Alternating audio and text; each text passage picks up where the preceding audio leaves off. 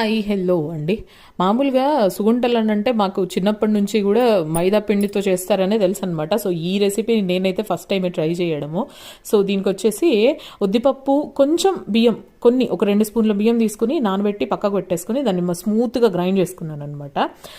ఇది వచ్చేసి కందిపప్పుతో చేస్తున్నాను నేను. మామూలుగా సుగుంటలోనంటే శనగపప్పుతో చేస్తారు, బట్ నేను కందిపప్పుతో చేస్తున్నాను అనమాట.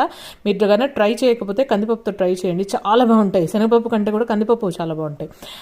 పప్పు ఉడకబెట్టేసుకుని బెల్లం వేసి కలిపేసి సో దాన్ని వేసి గ్రైండ్ చేసేసేయండి. దాంట్లోకి ఇలాచి వేసేసి గ్రైండ్ చేసుకున్న తర్వాత దీనికి వచ్చేసి మంచిగా దాన్ని రౌండ్గా ఉంటలు చేసి పెట్టేసుకొని మనం ఏదైతే పిండి గ్రైండ్ చేసి పెట్టుకున్నామో దాన్ని ఒక 2-3 సార్లు బాగా ఇట్లా బీట్ చేసినారంటే కొంచెం ఫ్లఫీగా వస్తుంది అనమాట. సో దాంట్లోకి ఉంటలు వేసేసుకొని ఇట్లా వేసేసుకోవడమే ఆయిల్లోకి. చాలా టేస్టీగా వచ్చినాయి. నాకు మైదా పిండి కంటే ఇవి బాగా నచ్చినాయి అనమాట. చాలా టేస్టీగా అనిపించినాయి. నచ్చిందా? నచ్చితే కనుక లైక్ చేసి ఛానల్ని సబ్స్క్రైబ్ చేసుకోండి. ఓకేనా? Thank you.